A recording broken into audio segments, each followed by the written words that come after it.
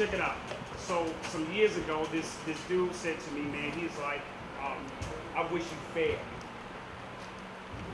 Straight up, he was just like, I wish you failed. And he was real passionate about it. Didn't really know the dude, didn't really have a relationship, but he meant it in every fiber of his body. He was like, I wish you failed. And he kept pushing. Didn't know what he meant about it, but it was like years later. Like, how would you respond if somebody say, I wish you failed?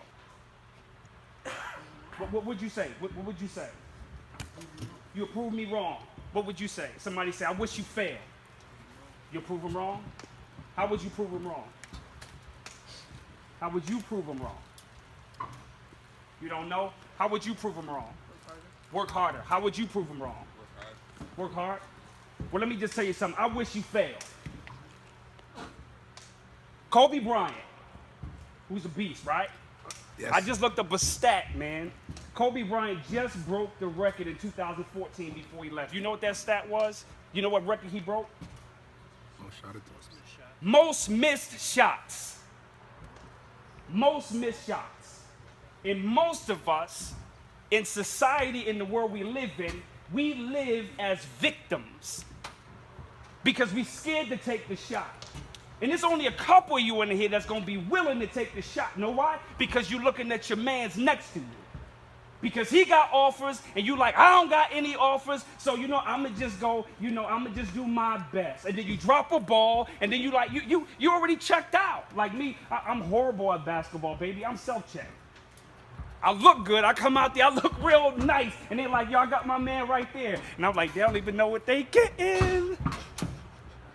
I'm self-checked, leave me wide open, shoot the shot, I miss it.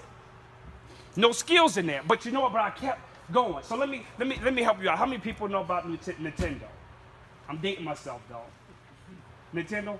Thank you. You do know about Nintendo. So like, I'm gonna tell you about real quick, my man named Remy. We was playing this game, Nintendo, Tecmo Bowl. Anybody ever play Tecmo Bowl? Heard about it, seen it? It got a nice little glitch in it. You know the glitch? Anybody know the glitch? With a quarterback, with a tight end, always catch the ball. He'd never miss it. Bo Jackson scored touchdowns all the time. So it's a nice little glitch in it. I had to show you. So check it out. I used to smash my man Remy every single day when we played. Until that gap started closing on me. And I'm like, yo, how is this gap closing? Because I'm the only one who got this game. So how is this gap closing? So what happened, what I find out, is that Remy moms went and bought him the game. So when I was at my crib practicing, he was at his crib practicing. So I was cool when I was dominating him, but it was a problem when the gap started closing. So what do you think I did? When I was smashing him, now he about to start beating me, what do you think I did? Huh? Start playing more. You start playing more. Somebody help me. There's 2 buttons on that video game, so I'm gonna give you, help you out. What do you think I did? Played more. Boy, y'all give me a lot of credit. What'd I do? I practiced it more. Not only did I quit, I hit this little button there called reset, man. You ain't beat me, homeboy. I hit that reset button. So what? You was trying to come back, but you didn't beat me. I hit the reset button. But see, what I didn't know is me playing a video game, hitting that reset button, it became a way of life. So that every time things got tough in my life, your boy hit the reset button. I didn't know how to respond when my back was up against the wall. I just started quitting. So what happened when I went to Michigan State was an All-American, the whole nine. Wasn't nice like Dre. When I came there, they was telling me all about Dre. But I wanted to be like Dre, but what happened, I didn't have it here, baby. I had the skill set, but I didn't have the will set. I had the skill set, but I didn't have the will set.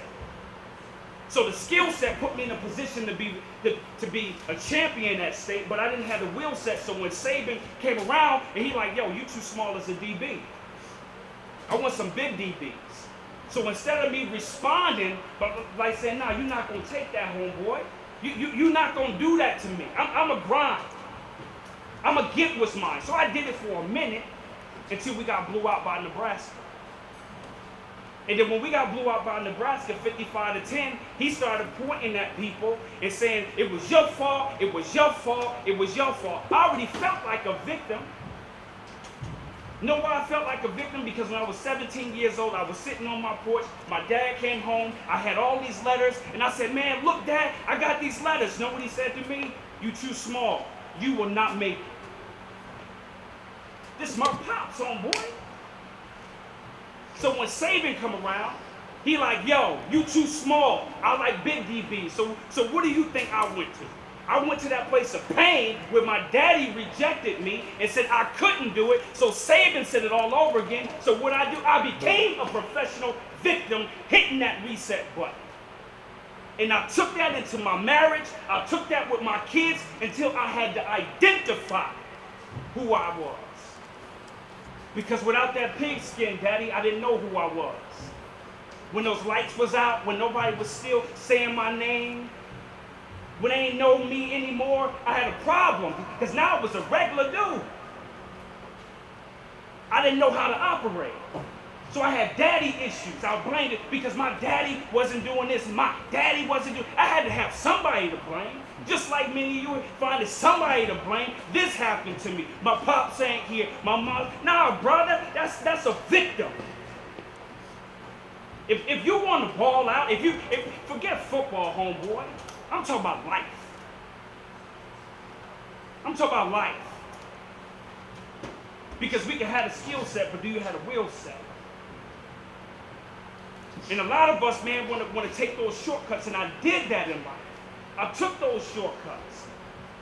I had to try to find an easier way. It's this story, this bird, this beautiful, beautiful bird was sitting up in the tree. Beautiful bird. Everybody could see this bird as it walked by. It was beautiful, baby. Beautiful. Say beautiful. Beautiful. It was beautiful. So one day this bird was looking at this man walking by with a box. Great. This man, he had a whole bunch of worms on the inside of it. So the bird looking at it, and he like, yo, what can? That's my way of saying, yo. So the bird was like, yo, what can I do to get one of those worms from out of there? So my man said, well, what you can do is give me one of those beautiful feathers you have, and I give you a worm. So the bird like, you know what? Sound good to me. Here's a feather, give me the worm. So what happened is that the bird, like, this is easy. I can do it. I don't have to grind. I don't have to go, into the ground and stick my head underneath to get the worm. I don't have to do it that way. I can just give you my feather, and you can just give me the worm, and that'll work. But what he didn't realize that over time, he had no more feathers. So that beauty that he was so cloaked in, he was no longer cloaked in it. Why? Because he tried to cheat the process. Because he tried to do it his way. Coach ain't gonna know. Moms is not gonna, let's hurry up, because moms don't get home to 5 o'clock. Daddy don't get home to 3:30, so we can hurry up and scoop onto the crib. Oh, I can just buy this spray so they can't smell the weed on me. All right. See, I can do it this way, but you know who we hurt, homeboy, is we hurt ourselves. Real talk, we hurt ourselves. So we can't cheat the process. As much as I'm a Michigan State dude, that's where I bleed green. But it's just something about that Brady that you can learn from. When I was looking at Brady in this Super Bowl, and now I'm a fan, but I'm looking at Brady in the Super Bowl, and I was talking to Dooley, and I had to go back and look at what he was talking about. The bookies in Vegas said, there's no way, it's almost like, I think it was like 90-something% chance for that it was a 0.01% chance that they can come back and win. 0.01, so not even a percent that they can come back and win. But when I went back and looked at how Brady was mic'd up, and Brady was mic'd up and he was telling his boys, he was like, yo, just stay laser focused. He was like, just stay laser focused through this process. Just stay laser focused. This is going to be the greatest comeback ever. Just hold. Just stay focused. Just stay in it. Just stay in the moment. It's going to be the greatest comeback ever. And some people, it's like whatever. But some people begin to believe. Just stay laser focused. The greatest comeback ever. So you have to look. So what happened? It wound up being the greatest comeback of ever. So you look at yourself. People might say, you know, you too short, man. The first half of this camp, you probably didn't play to your level. See, at halftime, we make adjustments. In your life right now, you may need to make an adjustment. There's still a second half. So you have to say, you know, this is going to be the greatest comeback ever. You watch. I'm going to show you, Drake. I'm going to show you, coach. Wait, throw me the ball. You don't have to tell me to do 10 push. I'm going to do it myself. These hands like glue. I'm going to see it all. It's going to be the greatest comeback ever. My mother has never seen a son that she going to see today. My father has never seen a son that he's seen today. I'm going to live victorious. You have to know, man, that you're not a loser. See, some people like to take L's, but I turned that L into a lesson. I never lose. I never lose. It's only a lesson. I turn every loss into a lesson. I can't lose. It's not in my DNA. And it can't be in your DNA. It can't be an option. Failure cannot be an option. So you have to say from this day forward, I'm going to draw a line in the sand. And we're going to make it happen. Greatest comeback ever. Just watch it. Just watch it. Thanks. Y'all know you waiting in the wing, but I'm doing my thing. Where's the love?